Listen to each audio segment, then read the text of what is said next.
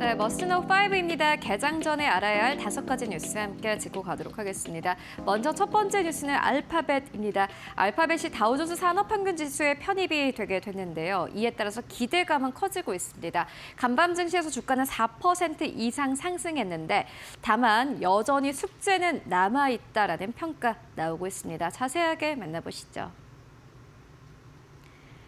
구글 모 회사 알파벳이 다우존스 산업평균지수 편입 첫 거래일인 29일에 44% 넘게 상승했습니다.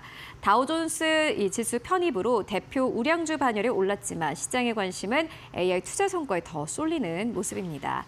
알파벳은 이미 S&P 500과 나스닥 100에 포함되어 있어 다우 편입에 따른 신규 자금 유입 효과는 크지 않을 것이라는 분석이 나옵니다. 오히려 투자자들은 컴퓨팅 인프라 부족과 중국 AI 기업들의 저가 공세, 핵심 연구 인력 이탈 등을 더 우려하고 있습니다. 메타 등 기업 고객의 AI 수요를 감당할 만큼 컴퓨팅 자원이 충분하지 않다는 점도 부담으로 지적됐습니다. 여기에 약 10년 만에 자사주 매입을 중단하고 AI 투자 확대를 위해 1,400억 달러 이상을 조달한 점도 시장 부담 요인으로 꼽혔습니다. 시장에서는 다우 편입보다 AI 투자 성과를 입증하는 것이 향후 주가 흐름을 결정할 핵심 변수라고 평가했습니다. 네, 빅테크 기업들은 이제 성과를 하나둘씩 빠르게 내놔야 하는 입장입니다.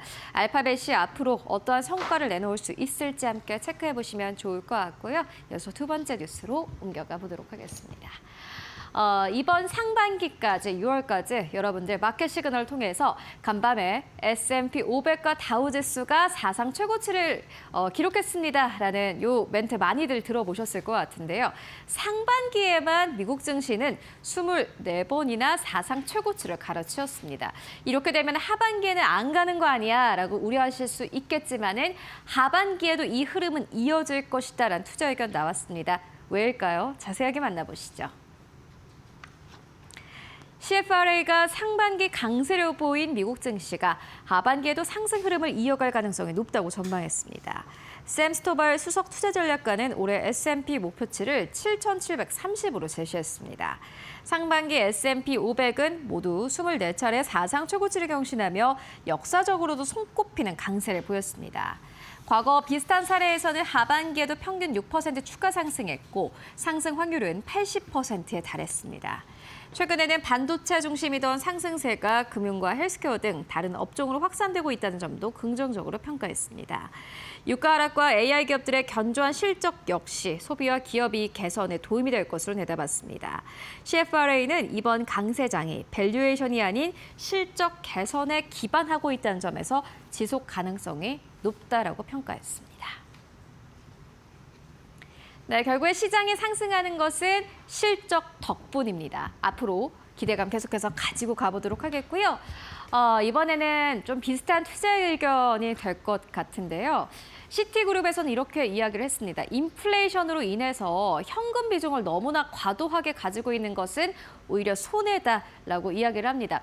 현금의 가격이 계속해서 떨어지고 있기 때문에 현금을 가지고 있는 것만으로도 내 포트폴리오의 수익률이 마이너스가 날 수 있다라는 의견이었는데요. 자세하게 만나보시죠. 시티홀스가 인플레이션이 높은 환경에서는 과도한 현금 보유를 줄일 필요가 있다고 조언했습니다. 5월에 미국의 소비자 물가는 4.2%, 연준이 선호하는 PC 물가 지수는 4.1%를 기록하며 물가 상승세가 이어졌습니다. 반면 머니마켓 펀드와 고금리 예금 등 현금성 자산의 수익률은 물가 상승률을 밑돌고 있습니다. 대표적인 과세형 MMF의 연환산 수익률은 3.46%로 물가를 감안한 실질 수익률은 마이너스라는 설명입니다. 시티는 꼭 필요한 생활자금을 제외한 초과 현금은 장기적으로 구매력을 떨어뜨릴 수 있다고 지적했습니다. 다만 일정 수준의 현금을 시장 급락 시 투자 기회를 활용하고 큰 지출에 대비하는 용도로 보유할 필요가 있다고 설명했습니다.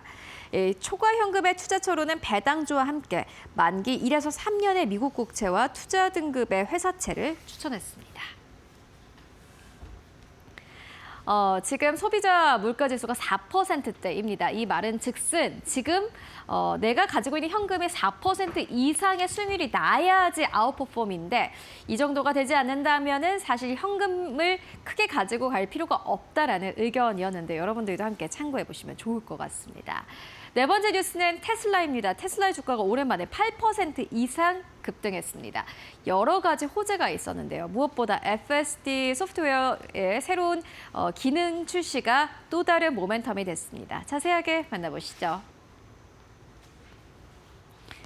테슬라 주가가 미국 정부의 안전성 조사 종료와 자율주행 소프트웨어 업데이트 기대에 힘입어 8% 넘게 급등했습니다. 미국의 고속도로 교통안전국은 2023년 모델 3와 모델 Y 37만여 대를 대상으로 진행한 파워 스티어링 결함 조사를 종료했습니다. 앞서 테슬라는 비슷한 규모의 차량을 리콜했지만 이번 조사와는 별개의 조치였다고 설명했습니다. 여기에 FSD 버전 14가 고객들에게 배포되기 시작했다는 소식도 투자 심리를 자극했습니다. 시장에서는 FSD 구독 서비스 확대와 수익성 개선에 도움이 될 것이라는 기대가 커졌습니다. 일론 머스크 CEO는 AI 모델 그룹 4.5가 테슬라와 스페이스X에서 베타 테스트되고 있다고 밝혔습니다. 이 같은 호재가 겹치면서 테슬라 주가는 8% 넘게 급등하며 거래를 마감했습니다. 네, 테슬라의 주가가 앞으로 다시 한번 반등세를 이어갈 수 있을지 함께 확인해 보시면 좋을 것 같고요. 이어서 마지막 뉴스로 옮겨가 보도록 하겠습니다. 많은 투자자들의 머릿속에서 잊혀졌던 금입니다. 그런데 간밤에 골드만삭스는 이렇게 이야기를 합니다. 금의 랠리가 끝나지 않았다라면서 내년에 온스당 4,900달러를 전망한다라고 이야기했습니다. 자세하게 만나보시죠. 골드만삭스가 최근 금값 조정에도 불구하고 온스당 4,900달러에 이를 것이라는 기존 전망을 유지했습니다. 금값은 2022년 이후 123% 상승했으며 앞으로도 구조적 그리고 경기 순환적 요인이 추가 상승을 이끌 것으로 내다봤습니다. 특히나 러시아 외환 보유액 동결 이후 신흥국 중앙은행들의 금 매입 확대가 핵심 동력이라고 설명했습니다. 세계 금협회 조사에서도 중앙은행 45%가 향후 1년 안에 금 보유를 늘릴 계획이라고 답했습니다. 다만 단기적으로는 연준의 매파 기조와 기준금리 인상 기대가 금 ETF 수요를 위축시킬 수 있다고 분석했습니다. 골드만삭스는 단기 조정은 가능하지만 장기적인 상승 추세는 여전히 유효하다고 평가했습니다. 네, 안전자산에 대한 수요가 사실 이전에 비해서는 좀 줄어드는 상황이지만요. 그럼에도 불구하고 안전자산의 수요는 앞으로 1년간 늘어날 수 있다는 평가입니다. 함께 체크해 보시면 좋을 것 같습니다. 지금까지 머스트 노 5와 함께 알아보고 왔습니다.